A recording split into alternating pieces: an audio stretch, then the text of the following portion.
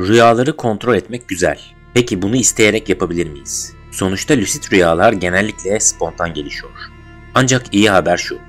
Bilim insanları ve girişimciler lucid rüya görmeyi kolaylaştıracak yöntemler ve cihazlar geliştirmeye çalışıyor. Yani rüya mühendisliği diyebileceğimiz bir alan filizleniyor. En basitinden başlayalım. Eğitim ve pratik yöntemleri. Geleneksel olarak lucid rüya görmek isteyenlere tavsiye edilen teknikler var. Rüya günlüğü tutmak, her sabah rüyalarını yazıp zihnini rüyalara karşı daha duyarlı hale getirmek, gerçeklik kontrolleri yapmak, gün içinde arada bir rüya mı gerçek mi testleri uygulamak, örneğin eline bakmak, yazıların değişip değişmediğine bakmak gibi. Uyku düzenini ayarlamak, REM uykusunun yoğun olduğu sabaha karşı uyanıp tekrar uyumak gibi. Bu yöntemler bazı kişilerde işe yarıyor ancak oldukça disiplin ve zaman isteyen pratikler. İşte tam bu noktada teknoloji devreye giriyor. 2024'te Northwestern Üniversitesi'nde yapılan bir araştırma, akıllı telefon tabanlı bir uygulamanın lucid rüya sıklığını 3 katına çıkarabildiğini ortaya koydu.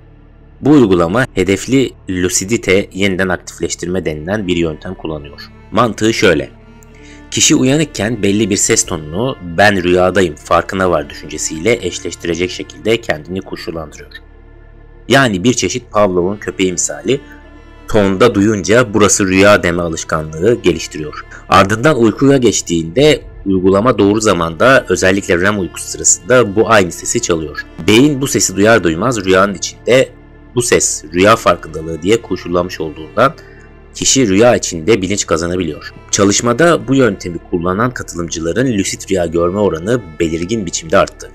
Deney öncesi ortalama haftada 0.7 lucid rüya gören kişiler, uygulama haftasında ortalama 2.1 lucid rüya deneyimlediler. Yani oldukça kayda değer bir artış sağlandı. Elbette bu uygulama henüz mükemmel değil. Yanlış zamanda çalınan bir ses insanı tamamen uyandırabilir de. Ancak araştırmacılar bunu geliştirmek için çalışıyor.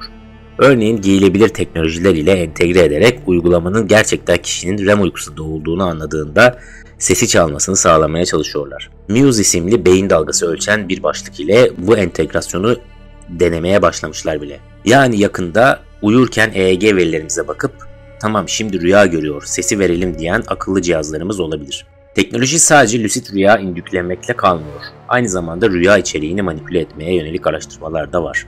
MIT Media Lab'de geliştirilen Dormio adlı prototip cihaz, uykunun başındaki hipnoagojik evreyi, yani henüz uykuya dalarken yarı rüya hali, hedef alarak belirli fikirleri rüyalara tohumlamayı denedi. Örneğin kullanıcı uykuya dalarken cihaza belirli bir kelime veya konsept veriliyor.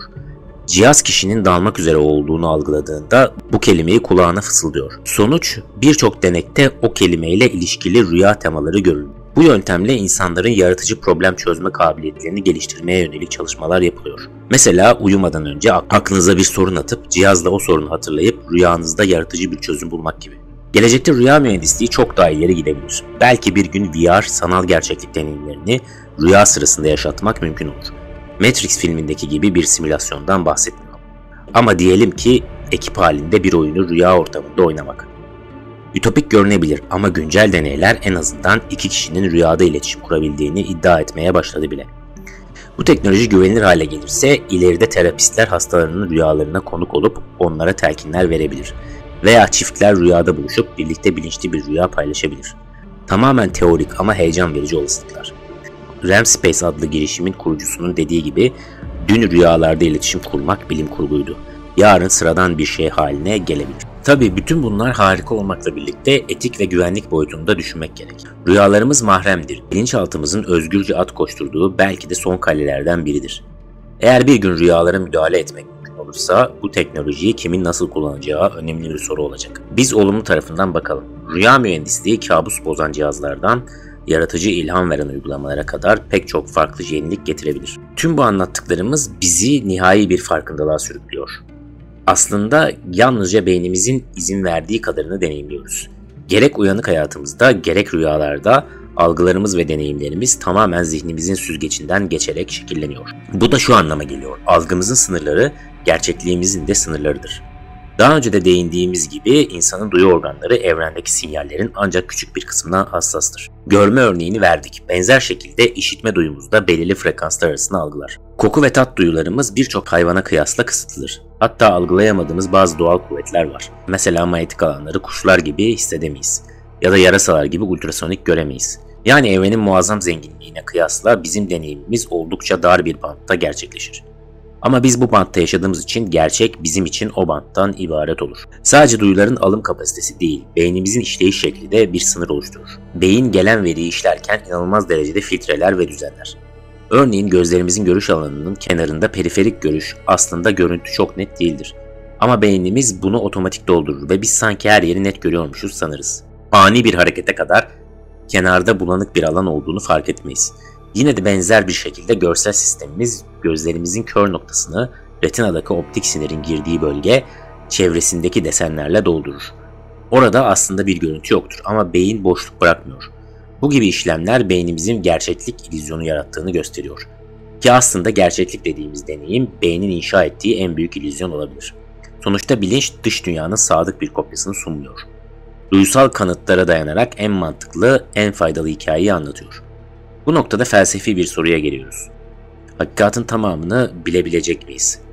Belki de hayır. Çünkü hakikatin bir kısmı bizim onu algılama biçimimiz yüzünden erişilemez kalabilir. Örneğin diyelim ki yarın bir mucize oldu ve beynimizin tüm algı filtrelerini kaldırdık. Evreni olduğu gibi görmeye başladık. Bu durumda ne olurdu? Muhtemelen bir anda kargaşaya sürüklenirdik. Her dalga boyunu, her zerreyi, her detayı görmek muazzam bir bilgi patlaması demek.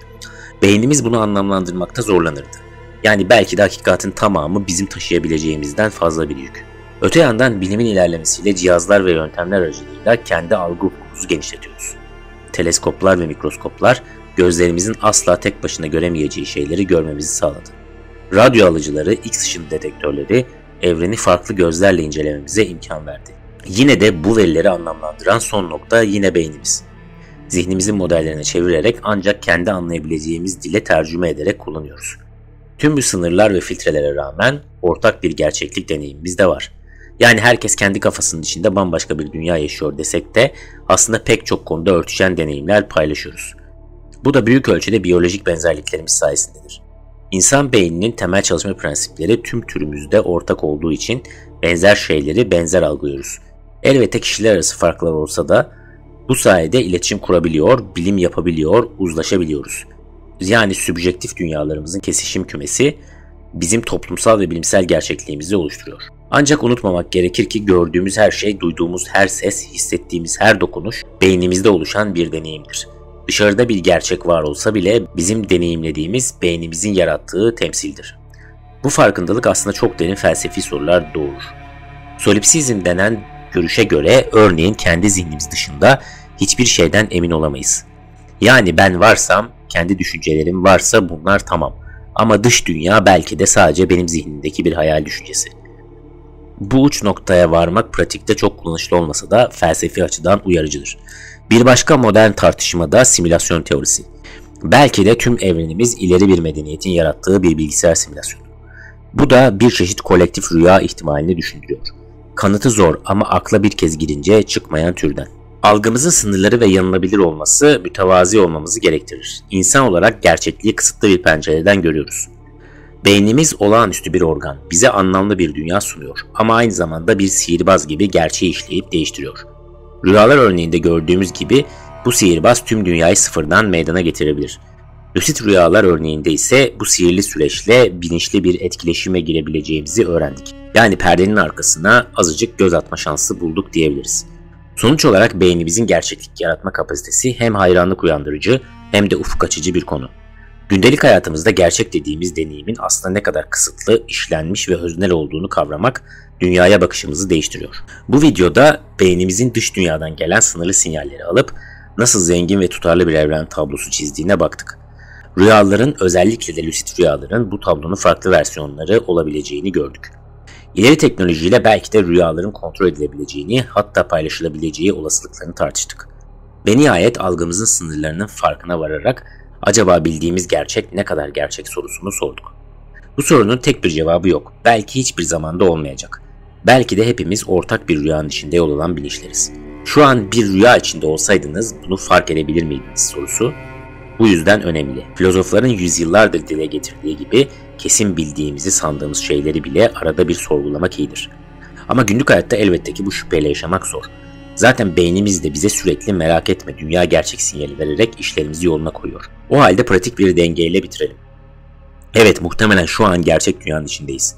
Ve bu video gerçek. Rüyalarımızda benzer bir gerçeklik inşa edebildiğimizi bilmek ve beynimizin algı oyunlarının farkında olmak yaşamımıza zenginlik katacaktır. Sizce gerçeklik dediğimiz şey tam olarak nedir? Bir beynin algıladığı sinyaller bütünü mü, yoksa beynimizin ötesinde bağımsız bir gerçek var mı?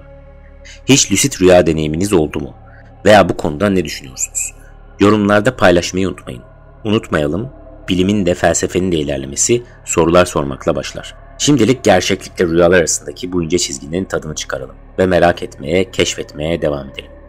Dinlediğiniz için teşekkürler, sağlıcakla kalın.